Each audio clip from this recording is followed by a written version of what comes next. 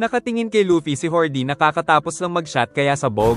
Tapos naramdaman ng bida na sumakit ang kinagat kanina ni Boy Addict. Sumugod ang fishman kaya umatake ang bida ngunit napakabilis kumilos ni Hordy, kaya naman nakapunta ito sa likod niya at nagawang mahawakan ng dalawa niyang kamay, saka binigyan siya ng malakas na tuhod kaya talsik ang bida. Ngunit kagad na bumangon ang bida at bumawi ng atake, subalit kinagat na naman siya ni Boy Addict. Pero dahil din dito ay tinamaan na naman ni Luffy sa katawan si Hordy kaya ito naman ang tumalsik ngunit na-absorb na naman ng katawan ang impact. Saka muling pinatubo nito ang mga pangil dahil naiwan ang mga ito ng kagatin niya si Luffy. Ipinamalita ng bantay sa Fishman Island na tila hindi nasasaktan si Hordy kaya nag-alala ang mga fishmen. Ngunit dahil din sa narinig ay naging kumpiyansa si Zeo dahil buhay pa ang leader nila, ngunit may tiwala din si Brook sa kanyang captain. Napahanga si Usopp nang makita na nakokontrol na nga talaga ni Chopper ang kanyang beast form kaya natuwa ang reindeer. Sinabi ni Daruma na si Usopp daw ang pinakamahina sa Straw Hat kaya ipapakita na daw ni Usopp ang kanyang kakayahan. Si Ikaros naman ay naiinis na daw kay Frankie, kaya nagtanggal ito ng helmet at inihanda ang espesyal na sandata ng ulo. Ngunit sinabi ni Frankie na hindi uubra ang mga atake ni Boy Squid sa cyborg niyang katawan. Tumalikod si Zoro dahil hindi daw siya pumapatay ng mga walang laban. Ngunit kumuha ng mga bagong espada si Hyuzo at nilagyan ng lason upang tapusin ang binata.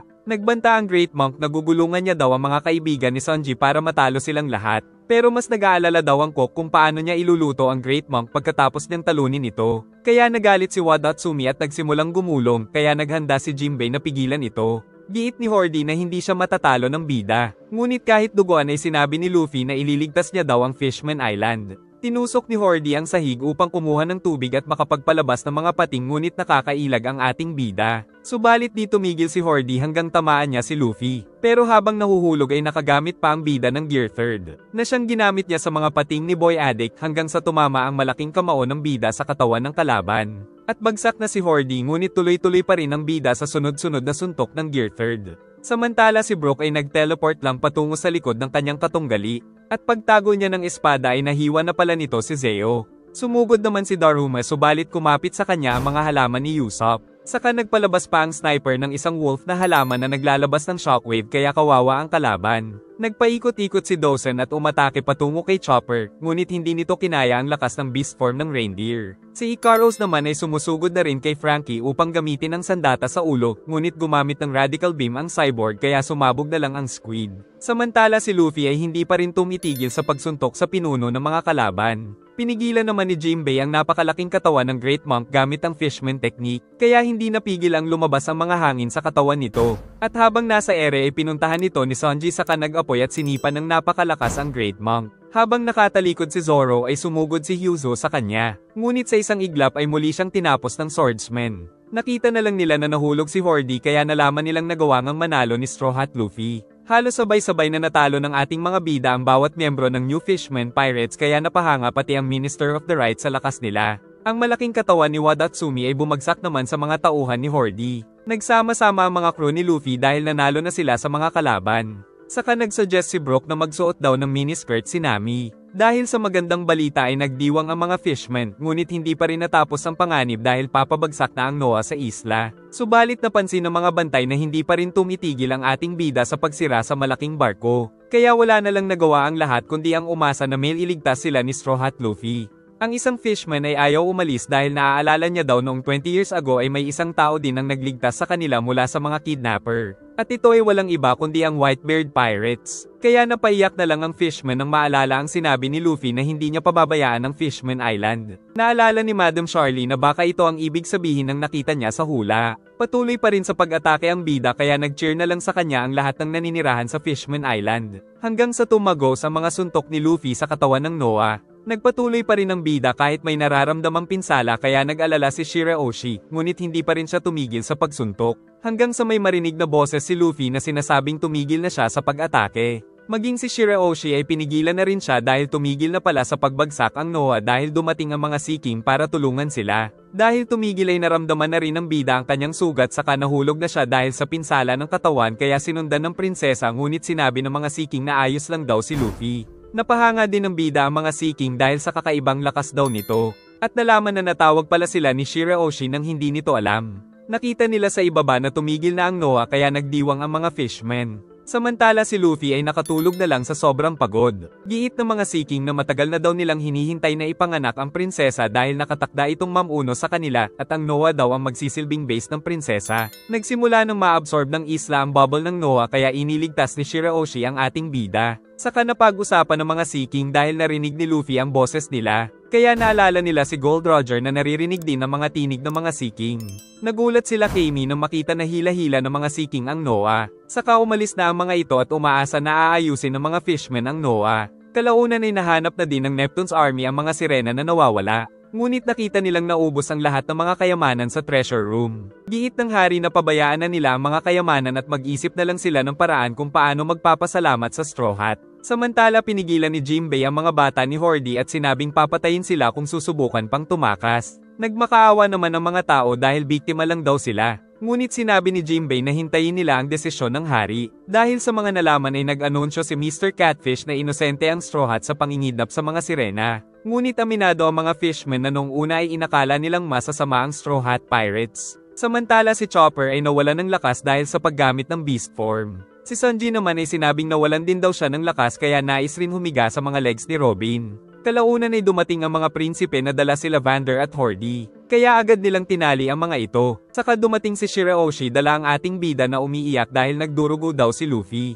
Kaya pinakuha ni Chopper ang panggamot sa kanyang bag. Ngunit nag-aalala pa rin sila sa captain dahil hindi ito nagigising. Kaya tinutulungan ni Robin si Chopper na makagalaw. At nalaman na nawalan ng maraming dugo ang ating bida. Kaya naghahanap sila ng blood donor na type F pero ayaw pa rin mag-donate ng mga fishman dahil labag pala ito sa kanilang batas. Giit ni Shirahoshi na baka pwede siya kahit hindi type F ang kanyang dugo dahil kulay pula rin naman ito. Wala pa rin nais mag-donate ng dugo, mabuti ay type F din si Jinbei at sinabing hindi daw siya nababahala sa batas dahil isa siyang pirata. Giit naman ng hari na lumipas na daw ang lumang batas kaya tama lang daw ang desisyon ni Jinbei na mag-donate kaya agad na sinumulan ni Chopper ang pagsali ng dugo mula sa fishman patungo kay Luffy habang nanunood ang lahat at naalala naman ni Jinbei ang lahat ng mga karanasan tungkol sa hidwaan ng mga tao at mga fishmen. Subalit ngayon ay isinagawa na ang pinakaunang pagsali ng dugo ng isang fishman sa isang tao dahil dito ay naging maayos na rin ang kalagayan ni Luffy kaya natuwa ang lahat ng mga naninirahan sa isla. Dahil sa desisyon ng hari ay pinatakas nila ang mga taong pirata. Nagmamakaawa ang mga bata ni Horde sa mahal na hari. Tinitigan lang sila ni Neptune at ipinag-utos na dito na silang lahat manirahan sa isla imbis na sa Noah. Ngunit tumutol ang mamamayan ng Fishman Island dahil masasama daw ang mga nanggaling sa Fishman District. Kaya nilinaw ng hari na babantayan daw ng Neptune's army ang mga ito. At bibigyan niya ang bawat isa ng trabaho para maging busy silang lahat. Pagkatapos ay nalaman ng hari kay Fukaboshi na tumakas daw ang Straw Hat. Nagtataka si Shirahoshi kung bakit aalis na kagad ang ating mga bida. Giit ni Zoro na ayaw nilang maging mga hero dahil sila ay mga pirata. Samantala pinipilit naman ni Luffy si Jinbei na sumali sa kanyang crew. Sagot ng fishman na marami pa daw siyang kailangan gawin, ngunit pagkatapos ng mga gagawin at muli niyang makita ang Straw Hat ay tatanggapin na daw niya ang alok ni Luffy. Nalungkot si Shirahoshi nang malaman na aalis na talaga sila subalit nais pa itong makasama ni Sanji kaya nabatukan. Saka dumating ang isang sundalo ni Neptune at sinabing nais silang ipaghanda ng maraming pagkain ng hari. Dahil mukhang pagkain ng bida ay nagpasya siyang bumalik. At ang Noah kung nasaan ang Fishman District ay naging restricted area, saka nakulong ang mga pinuno mula sa pag-aaklas. At dahil hindi magkasya sa mga kulungan si Wadatsumi ay ipinatapon na lang nila ito sa Kraken sa malayong lugar. Samantala lahat ng mga fishmen sa isla ay naghanda ng mga pagkain para sa ating mga bida. At pagdating ng Straw Hat ay sumigaw ng pasasalamat ang mga fishmen sa kanilang mga hero. Pero ayaw ni Luffy na tawagin silang mga hero. Tapos nagkaroon pa ng live performance ang isang sikat na singer na si Maria Napoles na parang kahawig nga ni Napoles sa totoong buhay. Nagsimula ang palabas ay labis na nag-enjoy ang lahat kaya nakalimutan nila ang hindi magandang nangyari sa isla. Tapos nang lumabas ang mga magagandang sirena para mag-perform ay parang nasa langit daw si Sanji. Nang dumating naman ang mga alak ay natuwa rin si Zoro. At lahat sila ay nagsaya dahil sa nangyari. Bago uminom ang hari ay nagpasalamat muna ito sa buong Straw Hat Pirates ngunit hindi siya pinatapos ni Luffy dahil ayaw nilang maging mga bayani, saka nagpatuloy na ang kasiyahan sa Fishman Island. At naglaway ang bida nang makita ang mga karne, na sa sobrang sarap ay mabilis niyang kinakain kaya nakapila ang mga sirena para magbigay ng mga karne. Si Chopper naman ay kumain ng maraming favorite niyang matatamis, at si Zoro ay nasiyahan sa lasa ng alak. Samantala si Sanji ay naging bato na naman dahil sa labis na ligaya sa mga sirena. At si Nami naman ay natatalo si Fukaboshi sa palakasan uminom ng alak. Saka nagpatuloy ang kasiyahan ng lahat upang ipagdiwang ang nangyaring kaganapan. Kinausap ng sarili na ni Robin si Neptune para magtanong kung sino si Joy Boy. Ikinabigla din ng hari na nagagawa pala ni Robin na makabasa ng Poneglyph. Dahil may tiwala ang hari ay sinabi nitong si Joy Boy ay isang tao na namuhay noong Void Century.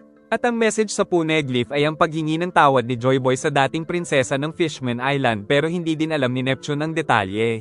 Ngunit alam daw niyang balang araw ay may magpapatuloy ng pangako ni Joy Boy. Napaisip si Robin kung may kakayahan din bang mang-control si Joy Boy ng mga Sea King. Sagot ni Neptune na ang dating mermaid princess din ang may ganitong kapangyarihan. Ngunit hindi daw masaya ang hari dahil na-awaken na ang kapangyarihan ni Shirahoshi. Kinwento ni Robin na ayon sa nabasa niyang Poneglyph sa Sky Island ay nasa Fishman Island daw ang ancient weapon. At dahil sa mga clue na meron si Robin ay nalaman niyang si Shirahoshi ang tinutukoy na mapanganib na sandata na tinatawag na Poseidon. Alam daw ng hari na isa si Shirahoshi sa 3 ancient weapon sa mundo. Sinabi ni Robin na walang ibang dapat makaalam nito ngunit nakikinig pala sa kanila si Caribou kaya mas lalo itong nagnais na makuha ang Mermaid Princess. Nagpasalamat ang bida dahil nabusog daw siya ngunit naghahanap pa ng masarap na candy. Ngunit sinabi ng chef na paubos na daw ang stock nito. Tinanong ni Jinbei kung updated ba si Luffy sa mga nangyayari sa mundo. Pero puro pagkain lang ang nakikita ng bida. Nagtungo sila sa labas sa kanalaman ni Luffy kay Jinbei na naglaban pala sila Akaino at Aokiji. Dagdag pa ng Fishman na nag-resign daw si Sengoku at ni-recommend si Aokiji pero na kay Akaino daw ang boto ng higher ups. Kaya naman naglaban daw ang dalawa sa isang isla na tumagal ng 10 araw ngunit sa huli ay nanalo daw si Akaino sa labanan kaya ito ang naging bagong fleet admiral. Samantala nag-resign na daw si Aokiji bilang admiral. Giit pa ni Jinbei na si Blackbeard na daw ang pumalit sa pwesto ni Whitebeard dahil meron na itong 2 devil fruit na overpowered at patuloy pa rin ang grupo nito sa panghahunting ng mga malalakas na devil fruit user kaya dapat ay mag-ingat daw si Luffy. Ngunit walang pake ang ating bida kaya naiinis si Jinbei. Kalaunan ay napansin ni Luffy na parang may presensya ng mabangis na hayop sa palasyo. Di nga siya nagkamali dahil ito pala ay si Caribou na balak hulihin ng prinsesa para ibenta kapalit ng malaking salapi. Walang magawa si Shirahoshi kaya tuwang-tuwa na si Boy Dila, subalit nasa likod na pala niya sila Luffy, kaya na-realize nito na gugulpihin siya ng bida. Sa isang sapok ay tumalsik sa labas ang kawawang pangit kaya napayakap si Shirahoshi sa bida, at labis naman na nainggit sa kanyang captain si Sanji. Labis na nagpasalamat si Mr. Seahorse sa muling pagliligtas sa prinsesa. Dagdag pa nitong may naghiwa daw kasi sa tore kaya nakapasok ang kalaban. Sinabi naman ni Papago na si Zoro daw ang may gawa nito kaya nagalit ang swordsman sa Starfish. Samantala si Nami naman ay kayamanan pa rin ang nasa isip ngunit nalaman niyang kinuha ang mga ito ni Caribou kaya sinapok ang 3 para hanapin nila si Boy Dila.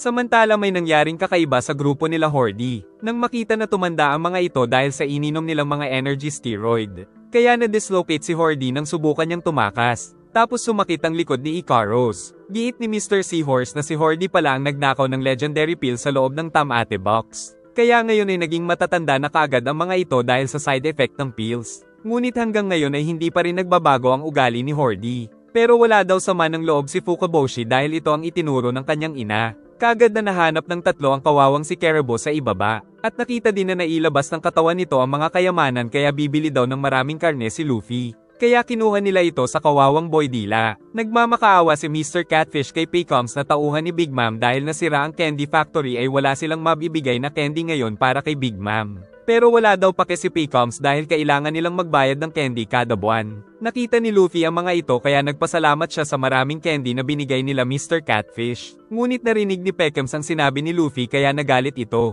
Pero sinabi pa ng bida na nagpakabusog daw siya sa mga candy. Nagalit naman si Paycoms kaya pinakita ang mga mata pero natawa lang sa kanya si Luffy. Kaya sinabi ni Tamago na dahil teritoryo na ngayon ni Big Mom ang isla ay kailangan nilang magbigay ng 10 tonelada ng candy kada buwan at maghihintay daw sila hanggang kinabukasan. Ngunit sinabi ni Mr. Catfish na 2 linggo ang kailangan para maayos ang mga nasirang kagamitan sa candy factory pero ayaw pumayag ni Tamago. Kaya nagalit sa kanya sila Sanji at Zoro. Ngunit nang malaman ni Sanji na babae si Big Mom ay naisip nitong isa itong magandang babae. Sinabi ni Tamago na kapag hindi sila nakapagbayad ng sapat na candy ay magpapadala ng mga tauhan si Big Mom upang wasakin ang Fishman Island, kaya nagalit sa kanila si Luffy. Samantala sa Whole Cake Island kung nasaan ang kaharian ni Big Mom ay naglalaway ito dahil excited na sa mga candy mula sa Fishman Island.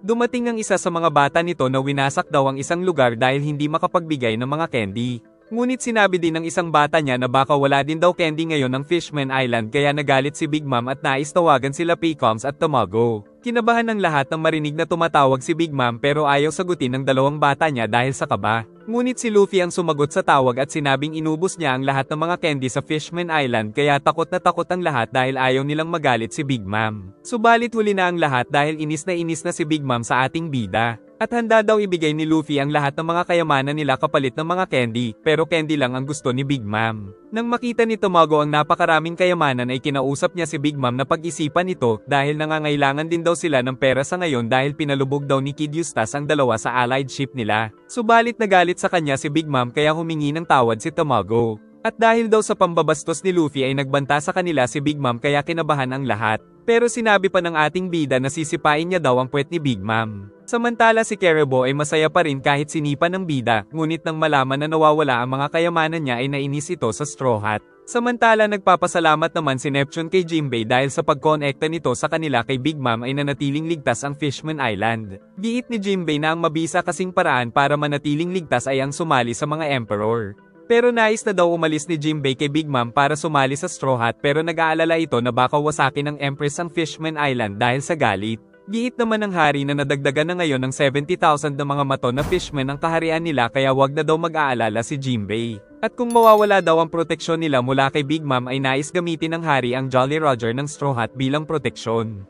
Nagtungo si Mr. Seahorse sa hari para sabihin na baka nakasama sa mga kayamanan ang Tamate Box na nasa Straw Hat na ngayon. Dahil nilagyan niya pala ito ng pampasabog kapag may nagtangkang magbukas. Kaya nag-alala ang hari sa Straw Hat Pirates. Ngunit pagbalik nila Luffy ay nalaman nilang ibinigay nito ang lahat ng kayamanan para hindi wasakin ni Big Mom ang isla. Pero kinabahan sila nang sabihin ni Luffy na pinagbantaan niya rin si Big Mom. Sila Neptune at Seahorse naman ay kinakabahan dahil sa Tamate Box na may pampasabog. Samantala si Nami ay binanata ng tatlo dahil ibinigay daw nila ang mga kayamanan niya. Si Caribou naman ay nagpaplano kung paano niya mababawi ang mga kayamanan. Kaya nang makita na dala ito ng mga tauhan ni Big Mom ay tinawag niya ang dalawa. Tapos naglabas siya ng Gatling gun sa katawan at nagpaputok ng napakatagal. Subalit pagkatapos ay hindi nasaktan si Paycoms dahil pumasok ito sa loob ng kanyang shell. Kaya naglabas ng sandata si Boy Dila at sumugod kay Paycoms. Pero nakailag ito at nasuntok sa tiyan ng kawawang Boy Dila. Dahil sa lakas ni Paycoms ay natalo nito sa isang suntok lang ang isang pirata na merong 200 million bounty dahil giit ng mga fishmen na nasa 330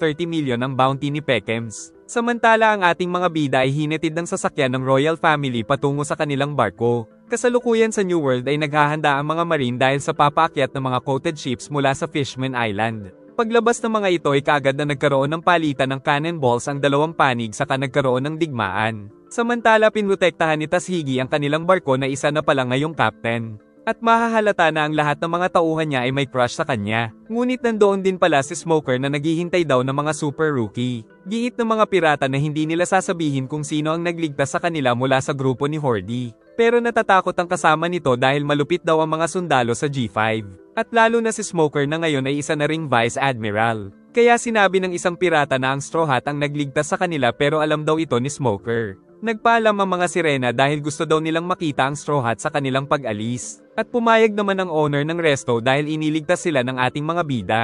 Nakita ni Kami na nawasak ang crystal ball. Ngunit sinabi ni Charlie na ayaw niya na rin daw tignan ang mangyayari sa future. Saka humingi ito ng tawad dahil pinaghinalaan niya ang mga kaibigan ni Kami. Labis na umiiyak si Shirahoshi dahil aalis na ang Straw Hat Pirates. Si Sanji naman ay nais pa daw manatili dito ng 2 taon. Si Brook ay nais daw maging isang sikat na singer sa isla. Giit ni Zoro na magpaiwan na lang daw dito si Boy Maniok kaya nag-away ang dalawa. Natatakot pa rin si Mr. Seahorse dahil kasama sa kayamanan na binigay nila Luffy kay Big Mom ang Tamate Box na merong pampasabog. Sila Chopper at Usopp ay natatakot dahil sinagot-sagot ng kanilang captain ang isang emperor. Kaya hindi na masabi nila Neptune na mas malala ang sitwasyon dahil nakapagpadala sila ng kayamanan na may pampasabog kay Big Mom. Binigyan sila ni Mr. Catfish ng bagong log post na may 3 arrows. Dahil hindi na daw uubra ang luma nilang log post sa New World, isa pa ay magagamit nila ito para makapili ng higit pa sa isang destinasyon. At malalaman mo kung alin ang mas delikadong isla depende sa bilis ng galaw ng arrow. Dumating si Luffy at kinapitan ng katawan ni Nami sa katinignan ng log post. Tapos kung alin ang galaw ng galaw na arrow ay ito ang nais niyang puntahan kaya natatakot ang mga kasama. Kaya nais ni Nami na siya na ang bahala sa destinasyon pero ayaw pumayag ng captain. Saka sinabi ni Frankie na nakahanda na daw ang kanilang barko at tinuro na rin ni Densan kung paano makaalis sa isla. Tinanong ni Hachi kung kailangan nila ng guide, sagot nila Usopp at Chopper na malalakas daw sila kaya hindi nila kailangan. Nagpasalamat ang tatlong prinsipe sa mga tulong ng Straw Hat Pirates. Saka ipinag-utos na ng captain na ibaba ang layag ng kanilang barko. Pinahihit ni Frankie ang manibela at nagpaalam sa kanila ang mga fishermen na ngayon ay nagbago na daw ang tingin sa mga tao. Nalungkot si Shirahoshi kaya sumunod siya sa barko ng Straw Hat. At sinabi nitong sa muli nilang pagkikita ay isa na siyang matapang na prinsesa. Dahil nais daw nitong magtungo sa mundo ng mga tao kaya nangako si Luffy na sasamahan ito. Saka nakipag-pinky promise ang bida sa Mermaid Princess. Maging ang mga crew ni Luffy ay nag-promise din na sasamahan ng prinsesa. Saka tuluyan na itong nagpaalam sa ating mga bida. Nais daw ng isang bata na magkaroon ng katulad ng Straw Hat ni Luffy. Kaya sinabi ni Jinbei na sasabihin ito sa mga merchant. Tuluyan nang nakalabas sa gate ng isla ang grupo. Tapos inihagis ni Frankie ang mga kahon na may tali. Dahil ayon kay Densan ay makakatulong ito sa pag-akyat ng kanilang barko. Kaya na-excite na ang bawat kasapi ng Straw Hat na magtungo sa New World sa pangunguna ng kanilang captain. Sa wakas ay nakapag-shower na rin si Nami gamit ang ulap na ginawa niya. Pumasok si Chopper kaya nakitang parang hugis cotton candy daw ang ulap. Samantala inaabangan ng dalawang manyak na humarap si Nami. Ngunit nang mapansin sila ng dalaga ay kinoryente sila nito. Pinakita ni Usopp ang panghuli nila ng malaking isda. Dahil nais nilang makahuli ng masarap na isda habang nasa ilalim pa sila ng dagat. Kaya tinignan nila ang iba't ibang klase ng isda na nandoon. Ngunit ang nagustuhan ni Luffy ay ang isda na nakakainis ang mukha. Nag-gear second ang bida at sa isang suntok ay natalo niya ang malaking isda. Tapos ginawang bala ni Usopp ang hook para makuha ito. Subalit kinain ito ng mas malaki pang isda. At kinain ulit ito ng isa pang mas malaking isda. Si Chopper ay abala sa ulap na hugis cotton candy. Ngunit sa isang atake ni Zoro ay natalo niya ito. Dumating sila Sanji at Brook na umuusok dahil kinoryente ni Nami. At dahil sa bigat ng malaking isda ay lumulubog ulit sila. Napansin pa nilang merong kakaibang bagay. Giit ni Robin na ito ay isang white storm at lubha itong mapanganib. Ngunit nais pang lumapit dito ni Luffy kaya sinapok siya ni Usopp. Paglabas ni Nami ay pinag-utos niyang bitawan nila ang malaking isda para hindi sila madamay sa white storm. Subalit tuluyan na silang hinigop kaya pumasok sa loob ang kanilang barko at nanganganib ang bawat miyembro na tangayin nito. Kalaunan ay iniluwa na rin sila ng white storm dahil tumama sila sa isang bagay. Nang biglang dumilat ang isang malaking mata kaya natakot sila. At nakitang sila pala ay nasa isang grupo ng mga balyena. Ngunit nang makita na may mga peklat ang isa ay naalala ni Luffy si Lebon. Kaya napaiyak na lang si Brook nang maalala ang iniwan nilang baby whale sa entrance ng Grand Line. Pero sigurado naman silang hindi ang alaga ni Brook na si Lebon dahil nasa unang bahagi ng Grand Line ang alaga nito. At pinag-utos ni Nami na sumabay lang sila sa mga balyena upang hindi sila mapahamak. Samantala si Brook ay napaawit na lang dahil naaalala ang kanyang mahal na alaga. Natuwa ang mga balyena sa naririnig kaya isinakay sila ng isa sa mga ito patungo sa itaas. At dahil sa tulong ng mga ito ay mabilis na nakaakyat ang ating mga bida. Ngunit sa itaas ay kasalukuyan palang merong malakas na bagyo. Tapos may mga nag-aabang pa sa kanilang mga navy ship.